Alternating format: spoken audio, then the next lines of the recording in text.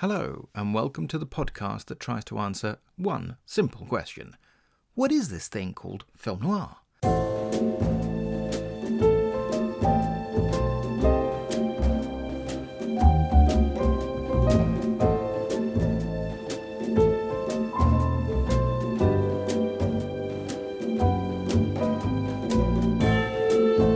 I'm your host, Sergio Angelini, and welcome to Tipping My Fedora, where we discuss movies, books, TV, radio, and much more besides, all from the darker side of the street. My special guest today is David Kalat, a film historian and forensic technologist. He has contributed audio commentaries to the home video editions of numerous classic movies, written extensively for Turner Classic Movies and other publications. In 1997, he founded the independent DVD label All Day Entertainment to rescue and promote motion pictures whose artistic value, historic importance, and all-round entertainment value merit a second chance in the commercial marketplace.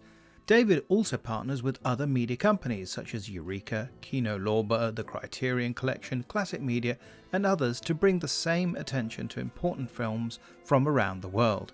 He is the author of numerous books on film history, including The Strange Case of Dr Mabuse, which is the reason we're speaking today, because we both want to celebrate the arrival of Mabuse Lives, a brand new box set from Eureka's Masters of Cinema series, in which David was the major contributor.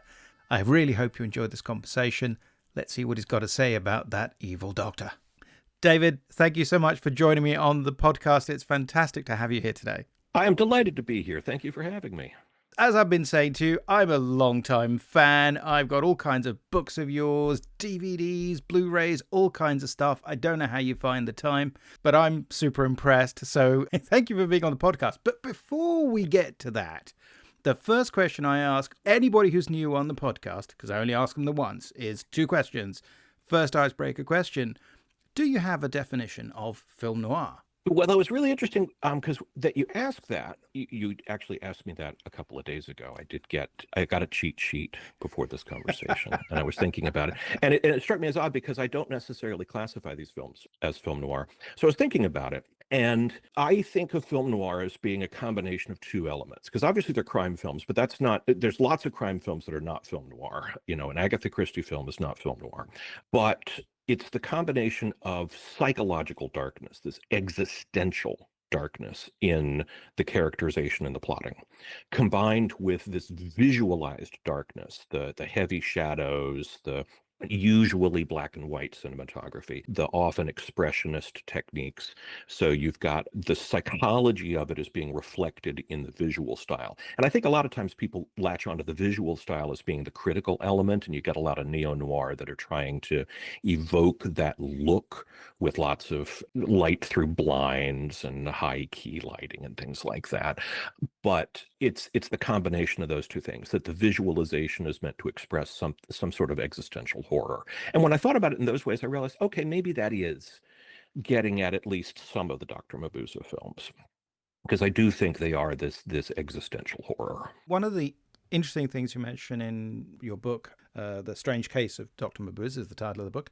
You may say something that I'd never thought of before, which is that you mentioned that Fritz Lang's The Big Heat is almost like a kind of Mabuse brought to the United States within the film noir framework. But with that in mind, if we accept that there are these different elements that people use to make a definition about film noir, because obviously it's kind of a trick question. There is no one single definition and none of them covers everything. What's a film that comes to your mind that does sort of summarize what you think that is? Well, there's the classic movies of the Maltese Falcon and The Big Heat would be one. The Big Sleep, things that have big in it. The Big Clock, you got big in it. You're probably halfway there. Double Indemnity, the obvious touchstones. But I also think, even though it's not a Hollywood film and predates a lot of what's going on, Fritz Lang's M, I think, really sets the tone, and definitely has that combination of the existential horror and the expressionist expression of that. And that was kind of, to be honest, that was my entree to Dr. Mabuse, because I saw M in film school. So I was 18 years old. It was 1988. I'm seeing it because I'm with a class full of students. We're supposed to study this film. I'm taking notes. And then, you know, not quite a decade later, I'm, mid 90s, I'm in a video rental store, and I happen to pick up Testament of Dr. Mabuse, not knowing anything about it other than, well, it's got an interesting cover. And I sit down to watch it and realize, this is the same detective, and it's played by the same guy. This is clearly a sequel to M somehow, and it's also weirdly a sequel to something else. And I just thought that was so odd. And I thought, how could something, because I'd grown up with classic horror and gothic horror, and I always kind of looked to Frankenstein meets the Wolfman as being this early example of different franchise characters smashing together, and you build a cinematic universe out of it. And I'd read so many books that talked about that. So the idea that there was this detective story, this fantastic action thriller that really did the same thing earlier and better and in a more interesting way, and yet wasn't getting talked about. I thought somehow this incredibly important film isn't as well known as it should be. And I don't know why that is. That set me on the path to, where we are today. I think like a lot of us, you kind of start with the later one and work your way back almost. I think that happens so often. I'm going to come back to this later to get your opinion, but it's a bit like, you see a Bond movie and it's when you're the right age. It's when you're, let's say, 13 or whatever, and that's the Bond movie that you first saw, and it kind of sets a kind of template in your mind, and then you kind of trace your way back eventually.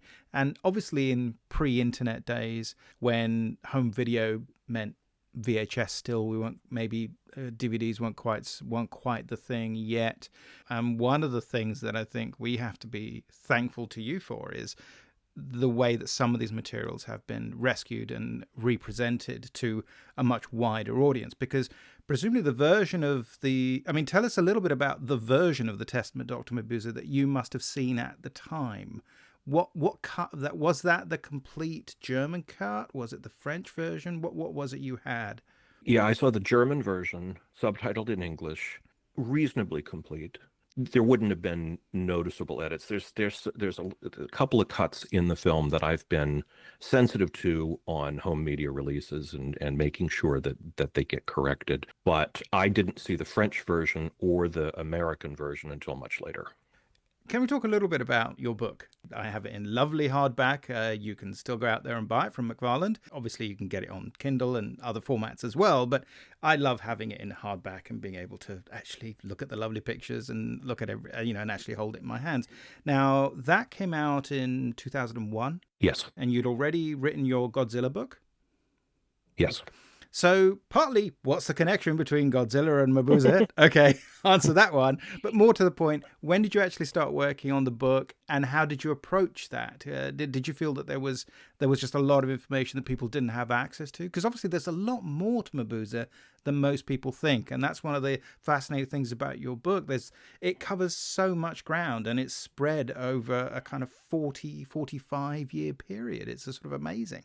Well, I think the impulse behind all of my books has been the same, which is that there's some subject that I want to read about and I want to be informed about. And I get frustrated that the book I want to read doesn't exist. So I just go write it for myself. And that was what happened with Godzilla. So you mentioned the video boom and the difference between what it's like now with so many things that are available, not just on streaming, but on physical media, and the way in which you can kind of curate your movie experience. I didn't grow up with that. I grew up, I came of movie age in the late 1970s, and movies were there on their schedule. It came on TV, or it was on a revival house or something like that. And if you weren't there to see it, you missed it.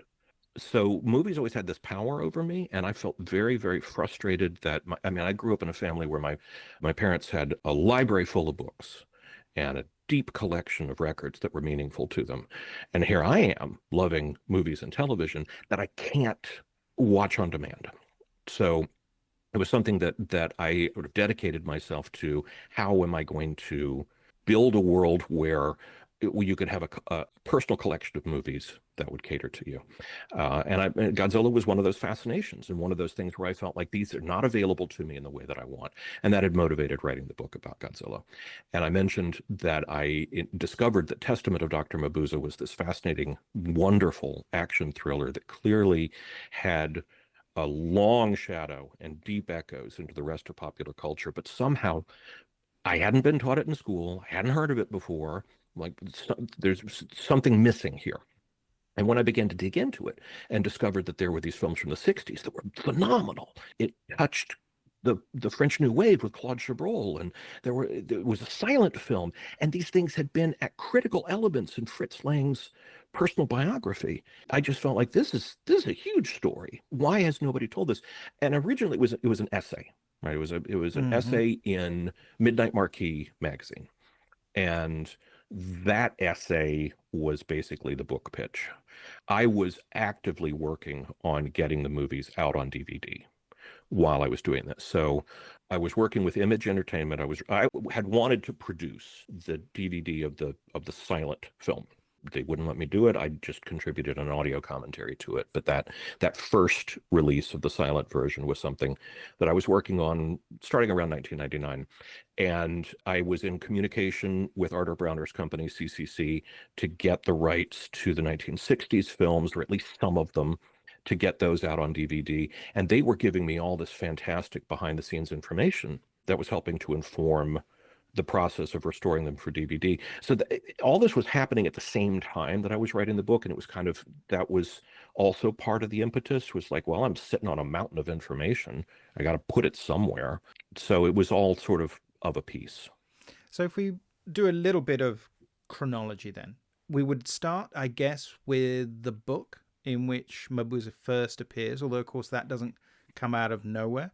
This is the 1921 book that was initially serialized, and that's Dr. Mabuse the Gambler. Is that right? Yes. Yes. And that's by Norbert Jacques. Norbert Jacques. So he was a journalist and a writer, and he had this extraordinary idea. And I think I really want to situate what that book was doing and why what Fritz Lang did with it kind of pushed it past where it already was, but it was already something extraordinary. So to give you that context, we have to jump back to like the late 1800s. So there was this growing literacy across Europe, and it was changing the way literature was working, because when books were entirely the province of a leisure class, the idea was that they were going to be challenging, philosophical, artistic. These were going to be things that would better you as a person. But if books are going to be a reward for the working class at the end of a hard day, you don't want them to be that hard. So this huge trend of pulp detective fiction explodes in the late 1800s because it's really popular, really easy to digest. Nothing whatsoever to do with like real crime solving, but it's just fun. And it's the same way true crime podcasts now, or police procedurals on TV. It's always been an incredibly satisfying snack. Not a meal, but a great snack. And so there was this trend. Phantomas is a great example of that. So Phantomas was this French super criminal, and he was the Lord of Terror. Dozens upon dozens of books about Phantomas. They are wonderful. I am delighted to own first editions of a great many of them. They are absurdly incoherent. Just nonsensical stuff. And I actually, when I was in information school, I wrote a computer program that would write Phantomas novels because they were so formulaic. You could just, people change their disguises, they chase each other, they get discovered, they get captured, they escape again. It's just an endless loop. Nothing ever happens. Wonderful, wonderful stuff. And Edgar Wallace, British mystery novelist, around the same time, he's writing these pulp thrillers. Okay, so you've got that. Norbert Jacques comes into this and he says, well, what if we take all these tropes of the pulp detective stuff, but use it as a platform for serious social commentary? Like, let's do a real story, a hard-hitting, this is about the real world, but it's about crazy super criminals in costumes and disguises. And that's what Dr. Mabuse is. Unfortunately, I'm too old and not well connected with modern popular culture to give a wonderful contemporary reference. So this is going to maybe not land the way I want to, but I'm going to invoke Battlestar Galactica, the early 2000s reboot of that, where you've got all of the tropes of Star Wars, which at that time was going through its prequel series. So people are into robots and laser beams and spaceships and stuff. But to use it as this incredibly gritty parable about the September 11th attacks. And that's extraordinary. So that's what Norbert Jacques was doing. He's taking this thing that's supposed to be pulpy and using it for something real. And then Fritz Lang latches on to this and makes it into this epic silent film that similarly just elevates the material into something that we watch now a century later, and it still has power in a way that a lot of the source material it's referencing feels quaint and old. Dr. Mabuse doesn't age in the same way because it's got the combination of the superficial pulp, but it's got something to say. They hold up incredibly well. I mean, so the films come out not quite in parallel with the book version, but almost. And I think by that point, Jacques is actually actively involved. In your book, you mentioned that he's actively involved with Lang and his then wife, Thea von Haber, in terms of the developing of the screenplay in some form, which obviously the film is primarily theirs, but he's a contributor and then goes on to work on several other screenplays. So in late 1922, you get what is in essence a 4.5-hour adaptation of that novel, split into two halves, as was fairly common at the time, and which then Lang himself would then do with things like the Nibelungen, for instance. Although here it's very specific because it is part 1 and part 2, and it's one of the most entertaining aspects of your book is when you mention and so it does chapters 1 to 11, and then 12 to 21 is part 2. And I love that it's just that kind of precise kind of split. It says it's just part 1 and part 2 because it's a long book and it's going to be a really long film. And audiences bought into that idea because this is also pre-radio. So let alone, obviously, television. But in radio, you would have serialized dramas and things like that. And the closest you had was the idea of things that were serialized either in newspapers or magazines. But now you have the movie serialization. Well, so you had two factors going on. So there was, to bring it back to Fantomas, in France, there was a heavy emphasis on serialization. And it was very self-conscious because it was about trying to franchise things. If you've got an audience connection to a character and an actor who plays that character, and you're going to have the continued adventures of that, you don't have to put as much effort into marketing because you've already got a built-in audience. You know they're going to come back for the next thing. You've got that aspect. People come back for multiple parts of a story. And then in Germany, there was this emphasis on the epic grandeur of a film and its length as a marker of quality.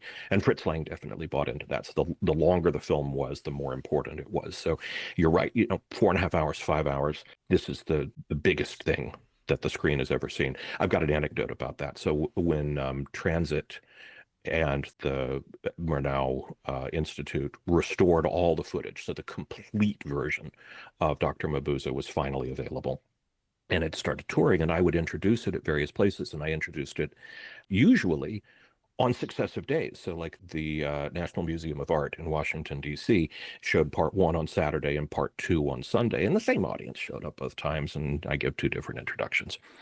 In New York, at the, I think it was called the Archive, they ran it all in one go on one night. Whoa. And they hadn't planned ahead to have a musician.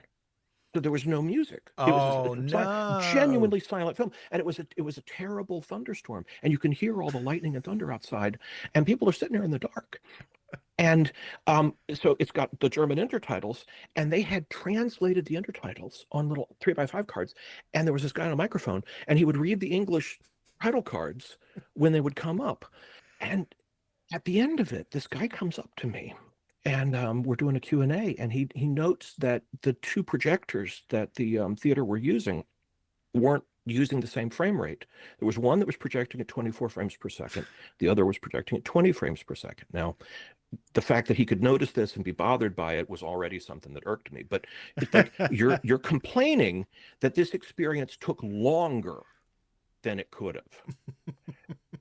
No, it took less time. That he was mad about the 24 frames per second. He thought that was because it should have been 20. He's probably right. So some actually, of it went too fast. And it's like, so you wanted to spend an extra half hour here in the dark, in the silence, with the title cards being read to you. There should be a law. You really can't watch a silent movie without music. It's just I've done it, and it is absolutely painful. Well, the guy. So it was. I'm terrible because I'm going to tell this anecdote and I don't remember who the musician was. It was the Conrad Elfer score. This guy at the National at the Institute of Art in Washington D.C. he incorporated the theme from Conrad Elfer's score. Now Conrad Elfer's had done this wonderful jazz track to a cut down version of the film. Runs I think it's like 90 minutes per piece, so it's 3 hours long total. So it's missing about an hour and a half worth of footage. That was the version I was most familiar with because that was the first one I found. And I love that score. And I kind of feel like the fact that he worked those themes into the live performance, the longer version, was solely for my benefit because I think I'm the only person there who, aside from him, who recognized it. But it was delightful.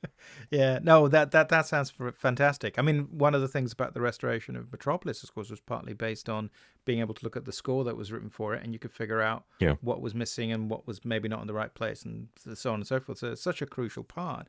But yes, you know what? He probably had a point. I think in 1922, it probably would have been 20 frames per second. So, but yes, oh my God, that sounds painful. And yet, wonderful films though they are, you're just not. Yes, that's not optimal. Let's put it that way. So, the films come out. They make a big impression. Mabuse becomes this phantomatic element. I mean, one of the things that it's so great that you mentioned Phantomas because I'm from Rome in Italy originally. Mum's English, but I was born and brought up in Italy. And certain figures recur more there because they're part of the continental experience. So characters like Phantomas or Arsène Lupin or Mabuse or Belphegor are ones that recur much more often in the kind of day-to-day cultural life, if you like. They're much more in touch with those.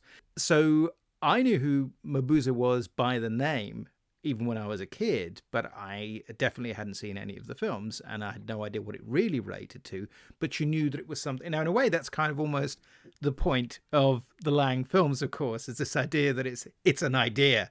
It's something startling and horrible, but it's the concept that's what it's getting at. And that's what I think, apart from anything else, gives it this extraordinary power, I think, today. I mean, they're wonderfully done. They're full of sort of invention and energy. And as you say, you know, just the opening sequence of the first film where he's got the face cards, you know, and he's figuring out what disguise will I have today for my special plot to destroy the stock market and things like that. And it's brilliantly done. And you can absolutely see how somebody like Hitchcock was nicking ideas from Lang. You know, this was all very important stuff. And that's unique to the film, isn't it? It's not even in the book. This is part of Lang's contribution. So it's a big hit. Jacques, with mixed results, sort of capitalizes on it, but then gets involved in movies, so gets sort of pulled away from his ideal for serious literature, shall we say, or to be taken seriously as an author. Lang is doing better and better and better. And then comes M, and which is when he makes the transition to sound. Now, I suspect, I don't know about you, I think M might be his single best film. If you think of Mabuse as a cycle and something that almost belongs in a kind of separate category of the Lang oeuvre. M, if you had to pick just the one film, just because Mabuse is sort of in multiple parts, but M is the one that I would always say, yeah, that's the one. You know, and I think he probably started to think that himself. I think you allude to that. But he asks Jacques to have a look at the script. Is that right? He's sort of a bit involved in that, hence these links to Mabuse? Yeah, he was, both of them, both men, both Jacques and Lang, had recognized what a massive hit Mabuse was and how important it was respectively to their careers, and kind of had in the back of their minds, how can I continue to exploit my connection to this thing? Jacques had tried to write some subsequent novels and hadn't quite nailed it. These were, for the most part, published posthumously and aren't as good. And Lang had experimented with the ideas in other forms. So I think his film Spies, Spione, is an attempt to kind of do the Dr. Mabuse thing, but without Jacques' involvement. And so the two of them get to talking around the time of M. Hey, what else could we do with this character? And start cooking up the idea of a proper sequel. And I think it's the combination of their respective visions working together in tandem is part of what gives that film its extra magic. And so we go from that to ultimately The Testament of Dr. Mabuse. That starts off as a novel that Jacques is writing, but ultimately he ends up thinking that the ideas that Lang and von Harbour have are either better or more commercial or more viable. And so he ends up working on that version rather than his own. But you get this extraordinary film where it's this idea about the power of Mabuse and how that can be transferred, or how it can exist on its own terms. Just evil is something that exists, and you have this embodiment of it. But in actual fact, it's not just one person. I think you very persuasively talk about how those are perhaps the differences that are ideological differences perhaps exist between the original book and the way that it uses kind of pulp formulas, and how Lang and von Harbour explore that idea in their version of it. I think that has more staying power. So it's a more sophisticated, a more depressing idea, but I think it's a very powerful one. This idea that he's there stuck in an asylum. He didn't fall from an airplane as he did at the end of the book, but he's still exerting that evil influence. Now, I'm going to come back to that a little bit later, because I find that a fascinating idea and one that's being copied. But Testament of Dr. Mabuse is a terrific sound film. It's his last German film for a very long time. So now we've kind of caught up with your personal experience. That's when you first connected with Mabuse. How do you feel about that film now? Does it still have that effect on you when you see it now, or do you look at it in a completely different way? I love it intensely. And I'm not going to fight you on saying that M is the masterpiece of Lang's career, or maybe even the masterpiece of film. Certainly it has a power and a legacy. But I think there's stuff that Testament of Dr. Mabuse does that is so much more interesting and just for my taste, the fact that the movie starts with this extended sequence that is blaring noise, you don't know who's who, you can tell that they're in conflict with each other and people's lives are at stake, but why is deferred. That's asking so much of an audience at a time when other people's transition from silent to sound filmmaking is making things simpler, smaller. Lang was pushing the boat out in ways that I think we're all, as film lovers, indebted to. And the element that you were alluding to before about the fact that Mabuse is an idea, a deathless idea rather than a man. One of my absolute favorite moments in all of cinema is in Testament of Dr. Mabuse, where Lohman has tried to put a trap together. He's super suspicious of the psychiatrist and is trying to entrap him, and the trap springs, but the wrong way. It doesn't make sense to him. He knows he's onto something, but he can't make sense of it. And the informant is sitting there going, "I tell you, I've been getting orders from Dr. Mabuse. I have met Dr. Mabuse. He is telling me what to do." And he holds up. He's got a piece of paper with Dr. Mabuse's name on it. And Lohman is like, that means nothing. Anybody could have written that. And then you can see the performance in Otto Wernicke's face as the penny drops and he realizes what he just said, and it breaks him. He will never be a whole person again anymore, because he just realized, oh, crap. Anyone can be Dr. Mabuse. Doesn't matter that the guy is dead. Doesn't matter he's got a toe tag. All of his evil is going to persist forever. So this, I think, rather brilliantly brings us to this fantastic Blu-ray box set that you've been working on, which is called Mabuse lives with an exclamation mark. So you have to say it like that. Yeah. And that's first of all, love the title, love the look of the box, and tell us a little bit about what's in this box, because this is sort of the power of Mabuse sort of almost 30 years later. But who is Dr. Mabuse? I can see him now. Mabuse. Dr. Mabuse. What exactly is this box set all about? So this box set is the 1960s films. So Eureka had previously published a box set of Fritz Lang's, and you get the silent film and Testament of Dr. Mabuse. And then there was a third film that Lang made in 1960 called The Thousand Eyes of Dr. Mabuse. Well, that film launched a little mini franchise, total of 6 films that were made in the 1960s by a German studio called CCC. It stands for Central Cinema Company. Producer Arthur Brauner. These were commercial populist films. Testament of Dr. Mabuse was the thing that got me interested in the subject, but it was finding those 1960s films that really hooked me and was what propelled me to try to license the films and get them on DVD and motivated me to write the book. I have loved these movies, and I've wanted to see an English-friendly packaging of these 60s films for a very long time. And this is the best, most loving English-friendly packaging you could possibly imagine of these 1960s films. But they are a whole thing unto themselves, and there's a lot to talk about there. Let's start a little bit with Thousand Eyes of Dr. Mabuse. So Lang's career in Hollywood had sort of, I don't want to say petered out, but roughly around 56, 57, he gets enticed back to Germany by Arthur Brauner.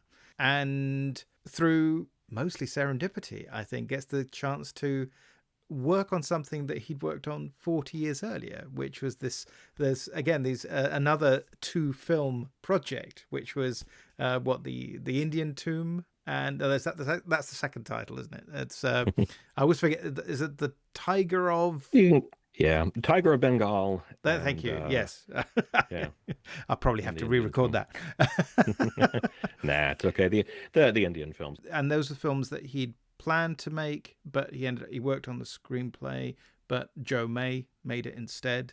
Yeah. Back in the early days, the silent film, early days of Fritz Lang's career in the 1920s, he thought that this Indian epic was going to be his breakthrough event, and the opportunity to direct it was going to stolen away from him. So, now you get to this later point, and he's going to get to come back to it. So that was part of the enticement. So yeah, you've got 2 really interesting figures here. So Fritz Lang himself was an incredibly combative and difficult person who burned bridges behind him and alienated his friends. So yes, you were right to say it's not so much his Hollywood career petered out. He just kept.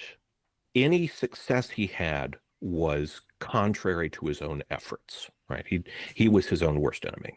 Arthur Brauner had a formative experience in his childhood. He grew up in Poland. He sneaks out of his parents' house, climbs out the window, goes to the movies, sees Testament of Dr. Mabuse, and it explodes like glitter in his brain, and he says, I want to dedicate my life to film. Nazis invade Poland. They kill his family. They kill all the Jews. They destroy Europe.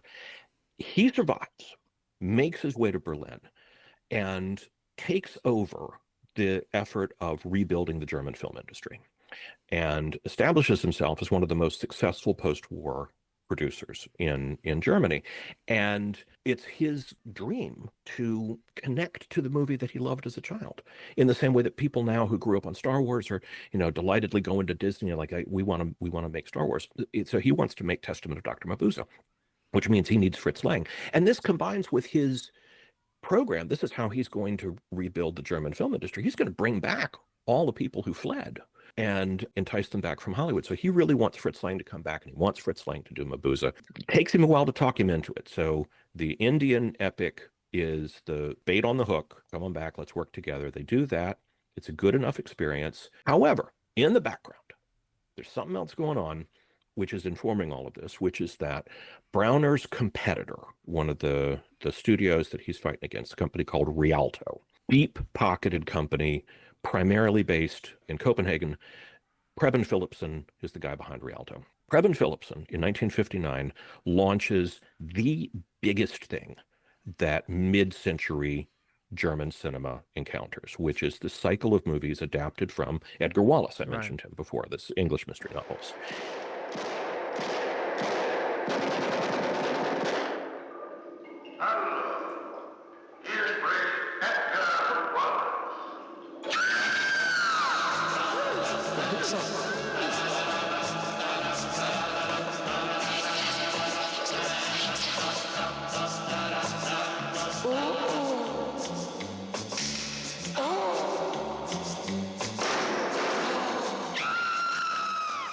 These movies take off. So depending on how you count, there's like 35 or 40 of these movies that get made in a 15-year period. I mean, it's just intense. And already, by the time that Lang is making the Indian epic and they're talking about making another Dr. Mabuse, it's clear that these Edgar Wallace things are eating Browner's lunch. So he really wants to get something that's like that. And Dr. Mabuse is kind of like that. So what if you could make a bunch of Mabuse films that kind of felt like these Edgar Wallace movies, so you could compete with what Preben Philipson is doing, but also have the imprimatur of art that Lang brings to it. In other words, it's the same impulse that was behind Norbert Jacques writing the book back in 1922. You're trying to do the pulp thing, but you're trying to do it with a little extra oomph. And so they do it. And Thousand Eyes of Dr. Mabuse is simultaneously a mature, new way of thinking about Dr. Mabuse from Fritz Lang. It's his third bite at the apple, third time he's doing this, and yet he's still bringing something new to it. It's clearly a mature artist revisiting his material. It's not just a retread of past events, while at the same time, right, it does have all these little flavors of Edgar Wallace in it. It's an extraordinary thing. Yeah, I mean, it's got sort of interesting murder methods. It's got sort of surprises, disguises, all that stuff. It's got the newfangled TV technology. The Thousand Eyes refers to surveillance cameras, and there's a sort of bank of monitors where people are being surveilled within this hotel. And yet, it as you say, I think it's full of interesting ideas. It based on what was meant to be, after all, a Nazi ploy to keep tabs on foreign people who would stay at this particular hotel, which is a famous story now. And it is an exciting film. And I have a suspicion that may be the first Mabuse film I ever saw, probably dubbed in Italian, I think. I think that's my primal Mabuse experience, if you like. So you've got this fabulous film. Lang makes it, but then the relationship with Browner sours, as it always seems to have done. So Browner's going to go ahead without him. So we get the return of Dr. Mabuse, and who makes that film instead then? Who does he get to do that? He gets a guy named Harald Reinl. And if you haven't heard the name Harald Reinl before, it's worth getting to know him. He was a big deal. And he was the guy who launched the Edgar Wallace films. So I'm gonna go ahead and give you something from the commentary track of the Blu-ray, because I tell the story there, which is like, when Star Wars hit big in 1977 and everybody rushes in and wants to make a ripoff. And so like one of the things that was essentially a ripoff of Star Wars, you make Star Trek. You've got an existing franchise. So Star Trek the Motion Picture comes out in 1979 because it's an existing property, and Paramount says, well, all we have to do, and it's gonna have spaceships and lasers and stuff, so it's the same audience is gonna love. What if Paramount hired George Lucas to direct Star Trek? Right? The guy who did Star Wars would come to Star Trek. That's basically what happens when the guy who launches the Edgar Wallace series, Harald Reinl, comes over to Mabuse. You've got the existing Mabuse franchise. Browner's going to keep it going, but he's going to get the guy who makes the Edgar Wallace films come do it in the Edgar Wallace style. I love it to bits. That is phenomenal. Every creative idea in this thing is making it more than the sum of its parts, because it is absolutely a commercial thing. This thing exists for a commercial imperative. Browner wants more Mabuse. Fritz Lang isn't going to make it for him. He wants to compete with Edgar Wallace, so that's what they're going to do. This thing is going to happen no matter what. There's no reason it has to be good, but it is good, and it is so much fun, and it is more fun to watch than Thousand Eyes of Dr. Mabuse. It's not a better movie, but it's a whole lot more fun to watch. And it is more fun to watch than Fellowship of the Frog, which is the first Edgar Wallace film that Harold Reinl had made in 1959. So you're going to take Thousand Eyes of Dr. Mabuse and Fellowship of the Frog, and you're going to put them in your matter transporter, and you're going to end up with the Seth Brundle fly out the other end, but instead of it being a horrible mutant, it's going to be something that's better than the two parts. And that is to be extraordinary. So when I did the DVDs back in 2000, that was the one I wanted most, was Return of Dr. Mabuse, because I wanted to get away from the English dub. I wanted to get the original voices. I wanted subtitled. I wanted it looking good instead of a 16 millimeter print. I wanted the thing to look beautiful. And for whatever reason, at that time, Arthur Browner told me, we can't find it. Now, I don't know what to make of that statement. That's a bizarre thing for a studio to say. Well, we don't know where it is. Obviously, they found it since then. So yes, it's out now. I've not actually seen that one, so I'm really looking forward to it. Oh, you're in for a treat. Oh man, watch it first. Yeah. Oh, really? Bring over friends. Have lots of whiskey. Oh, it's well, I don't drink, but wonderful. You know what? I'm an Edgar Wallace fan, so I've got several of the Rialto films. I've read the books. Again, hugely popular in Italy. So when I was growing up, Edgar Wallace was a big name, and of course, while Rialto was making their films, and eventually CCC, of course, made their own from Brian Edgar Wallace's films, and that's another box set from under the Masters of Cinema label from Eureka, but that's for a whole different podcast.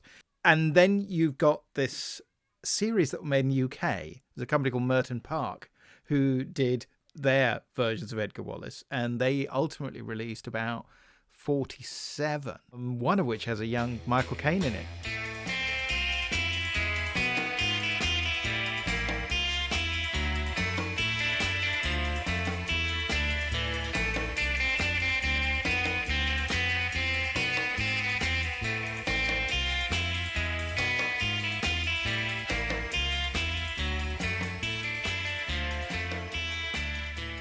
So Browner was so hungry for the Edgar Wallace thing. So as you noted, he makes his own films with stories by Brian Edgar Wallace. They put the Brian, tiny little type, Brian Edgar Wallace, and they do everything they can to make it feel like the Edgar Wallace film. So he does that. He gets the rights to actually make a proper Edgar Wallace film. It starts off with the Hier spricht Edgar Wallace.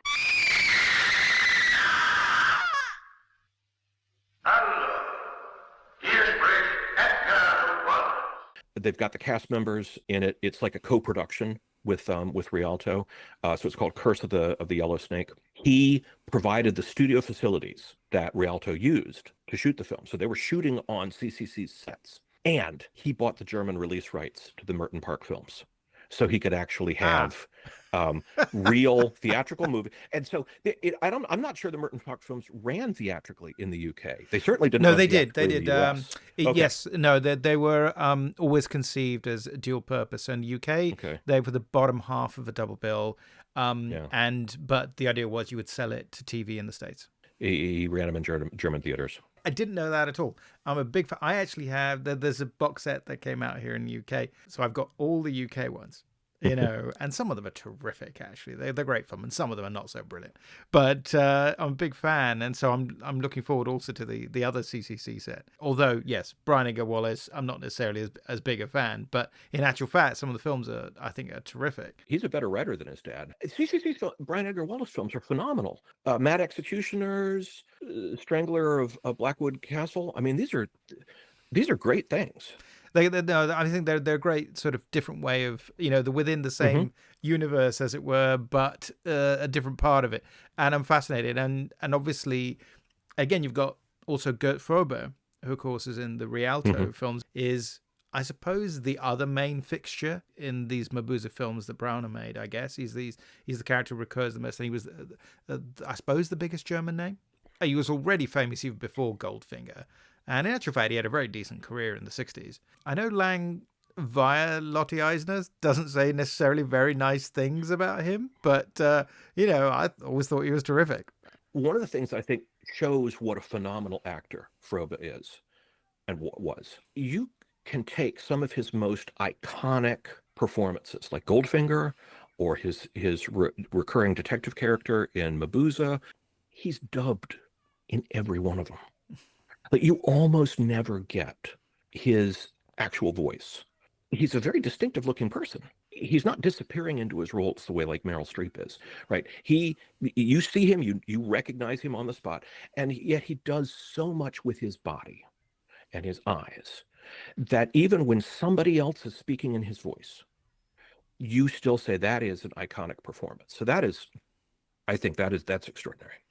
Yeah, I think in Goldfinger, it's a guy called Michael Collins who I think dubs him. And I know nothing about Michael Collins, but it's actually a terrific dubbing job. But he's still great in it, and I would have seen it in Italian first anyway, so I don't care, because, they dub everything in Italy. So it just doesn't matter. They still do it amazingly.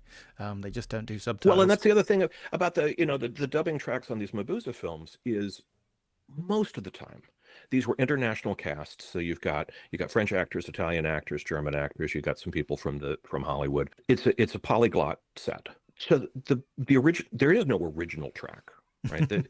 The English language track on Death Ray of Dr. Mabuse is the one with the closest to the original performances, because the most number of actors are speaking in their own voice. Most of these films, it's all post-dubbed anyway. If you're trying to be a purist, and I'm going to watch it in German with subtitles, you're still watching a dubbed version. And many of those people are not speaking in their own voices. Etwas hat ihren Weg gekreuzt. Dr. Mabuse. Mabuse. Ein Genie des Verbrechens. Nicht dahin! Er wollte durch Terrorakte die Bevölkerung in Angst und Schrecken versetzen. Eine fantastische Herrschaft des Verbrechens errichten. Seine Gier nach Macht kennt keine Grenzen. 1932 starb er dann im Wahnsinn. Nein, eines Lebenden. Hier spricht Dr. Mabuse. Mabuse lebt noch. Now, speaking of audio tracks, so on the films that are in this box set, I believe the one voice we're going to hear throughout all of them is in fact yours.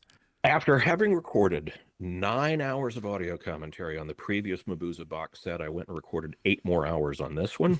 So, yeah, you'll hear some of the same stories more than once. I can't deny that, but I try to tell them a little differently. No, that's going to be great. So they've all got audio commentaries with you. There's also quite a few other materials. I think, is it Arta Brunner's daughter who appears in the set as well? She does an interview. And we restored some of the trailers. One of the things I'm super happy about is we got the complete Italian cut of Death Ray of Dr. Mabuse, which is a better film. Well, I'm totally looking forward to that version. one, of course. Yeah. Now, this is the Hugo Fregonese one, yes? Yes. Okay. In your book, you were originally a little harsh, I felt, on Fregonese. I really like his stuff. So let me be clear. I love Death Ray of Dr. Mabuse. I have watched that movie more than most movies. It's definitely something that I enjoy. But I enjoy it in kind of the same way that I enjoy Godzilla versus Megalon. I can't pretend it is a good movie. I can't pretend that the choices that went into it were competent.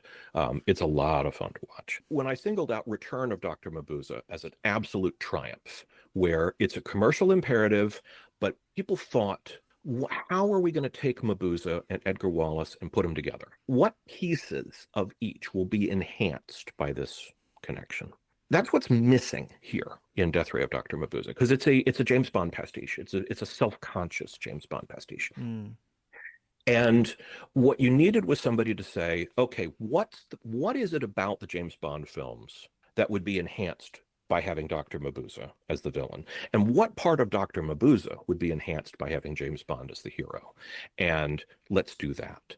And instead, it feels like somebody has gone through an inventory of, here are the things that happen in James Bond movies.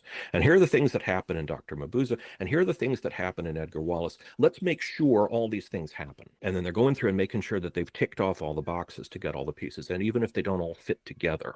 So that movie could have been an absolute extraordinary triumph, where you just go, before you watch Dr. No, you need to see Death Ray of Dr. Mabuse, which is how I kind of feel about Fellowship of the Frog. You're going to enjoy Fellowship of the Frog more if you've seen Return of Dr. Mabuse first. Yeah. And so that's where I hold him to account. But in fact, I was going to ask you about this, jumping slightly ahead in terms of the continuing influence of Dr. Mabuse, because the recent Bond films, for instance, specifically, say, Spectre and No Time to Die, partly because it's sort of a two-part narrative. You've got Blofeld coming back. You literally have a whole thing in No Time to Die where Blofeld is sort of arranging things from behind the scenes from his cell. And it feels so Mabuse-like in that sense. It's quite extraordinary. Also because it feels quite incredibly pulpy. And it's something also that I feel about some of the more recent Mission Impossible films. Again, the most recent one, it's going to be a two-parter. The new one's out, in 6-8 weeks' time. And these two films where, again, it's this sort of... It's literally called... The villain's called The Entity, I think. Or is it The Entity? I think it is. But it's that diaphanous. But this idea is this kind of evil thing. And it's more than the son of Mr. and Mrs. MacGuffin, but fundamentally is this idea of something that is in the ether that is going to control your lives, can figure out exactly what you're doing way before you are, because it's got it all worked out, kind of like with a stopwatch to figure out exactly what everybody does. So it's like when you throw that bag out of a train and it's going to be picked up by a truck going under it, because Mabuse's got it all worked out. And I just keep thinking these are so Mabuse-like. So in a way, it's fantastic. It's over 100 years later, and still this is something that has legs. And in fact, I will say also, I do think that the timing, also the Mabuse Lives set, is very interesting in terms of just the world that we live in right now, the world of 2025. There's room for something like this, where, as you say, you see these films, and it's a way of handling in a way that's manageable something that seems beyond the grasp of mere mortals at this point. You feel disempowered and disenfranchised. So. There are two ways of looking at it, and there is a queasier way. And so absolutely the way of looking at this, where Mabuse and characters like that are metaphors for the faceless evil that can victimize us all, and that in the 1920s and 30s you could see it as a rise of Hitler. In the 1960s you might see it as Cold War fears. We've got recurring fascism now. That's a straightforward, uncontroversial reading of these films. That was there in my essay that I wrote in the 1990s. It's there in my book. I've talked for 17 hours over these films. The problematic other side of the coin, the one where I get a little bit nervous, is this is what I think Siegfried Kracauer was getting at in From Caligari to Hitler, which is that the thing about the extremist ideology, the paranoid conspiracy mindset, is that you blame an invisible nameless other for your misfortune. And fascists can exploit that by saying, well, yes, you should be afraid of vampires or super criminals or Jews or immigrants or homosexuals, right? Fill in the blank. Trans people. Mm-hmm. We're gonna choose some marginalized group and say they are the problem. And now, instead of you holding us, the leaders, to account for our failure to solve the inequities that you're suffering from, because we're profiting from those inequities, you're going to praise us because we are victimizing the people that we've told you are your enemies. So that the paranoia, the conspiracy mindset is a thing that can be exploited. And I think it's being exploited right now, because what's the daylight between like the absurd nonsense of Pizzagate? And for your listeners who are unfamiliar with that, there was this fear in the United States that there was a pizza restaurant that was somehow a child abuse ring. There was no evidence for this. It was just something that spread around on social media, and people lost their lives because of this. Like, what's the daylight between that and the person saying, hey, there's a master criminal out there who's actually building his army from scratch from dead bodies, and he can control them because he's got mind control. It's that sense that the things that are wrong in the world can be blamed on forces that we don't understand and that are secret, rather than recognizing the things that are wrong in the world are actually pretty straightforward. And we can understand them, and they're not secret. We're just being encouraged to look for secret explanations because that's more comforting than recognizing there are problems we're refusing to solve. So I'm going to get down off my little political soapbox. But I concur, sir. And also, it's that endless situation where even the media will tell you that the fact is that the politics of it are so complicated that you couldn't possibly understand. So don't even try. Withdraw. Yeah. So But on that note. No, David, this has been absolutely brilliant. And I'm so glad we've been able to talk about this set because I'm really excited about it. But also, as I say, a long-time fan of your work. So this has been a great opportunity for me. Also, I notice on your shelf, you have a TARDIS. I do. Which is very exciting. So you're also a Doctor Who fan. That is the fundament of my personal identity. I discovered Doctor Who in 1979 with the Key to Time series, and I have been a dedicated fan ever since. And I've passed that love on to my children. My daughter is a fan, and we are super excited for Ncuti Gatwa's second season starting in just a couple of weeks. Thou art a man of great taste and considerable critical acumen, so congrats. So that's made this even more perfect. Thank you so much, David. And let me just ask you very quickly, what are you doing next? I imagine that Laurel and Hardy Year 3 is around the corner before too long. So we'll see that when it comes. I'm going to be speaking at the Palm Beach Screwball Film Society in just a couple of weeks to introduce a screening of Mitchell Lyson's Easy Living. Oh, love that by movie. Preston Sturges. Yeah, love that movie. Oh. So that's going to be a thrill to see that in an audience with a crowd. Every time I've seen a Preston Sturges movie with an audience, you get this wave of energy because he's a writer, so it's language, and the way the language builds, and you eventually start laughing, and you don't know why you're laughing anymore. It's like being in the ocean. Yes. The waves are hitting you, and you don't know where the waves came from, but you can't stop it, and it's moving you along. He's such a genius. Well, in fact, and just to bring it back very quickly to noir and to Lang, last November they had a festival of film noir here as the first film festival from Film Noir UK, a comparatively new organisation, and it was a weekend festival, and they screened The Big Heat, and I hadn't seen that at the cinema probably for 20 years, and I gotta tell you, it was a fantastic experience. I mean, it moves like gangbusters. It really does. It's under 90 minutes, I think, and it just completely sweeps you up. It's a complicated story with fascinating characters, and you're just driven by the sheer thrill of it, and it's just fantastic. Yeah. And that's how I feel about so much of Lang's work. So thank you so much for introducing so much of it to us all, and I can't wait to get the set. So thanks again, David, and we must do this again sometime soon. Absolutely. Thanks for having me. All the best.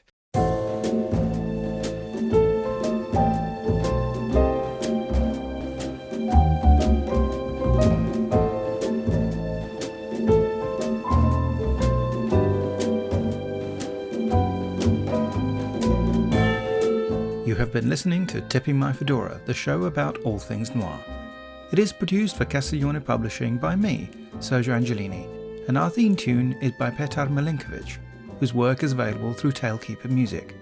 All audio clips are the copyright of their respective owners, and used under fair dealing and fair use exceptions solely for the purposes of criticism and review. Please subscribe to Tipping My Fedora wherever you get your podcast fix. And it would be great if you could leave ratings and reviews about the show at Apple Podcasts. Be seeing you.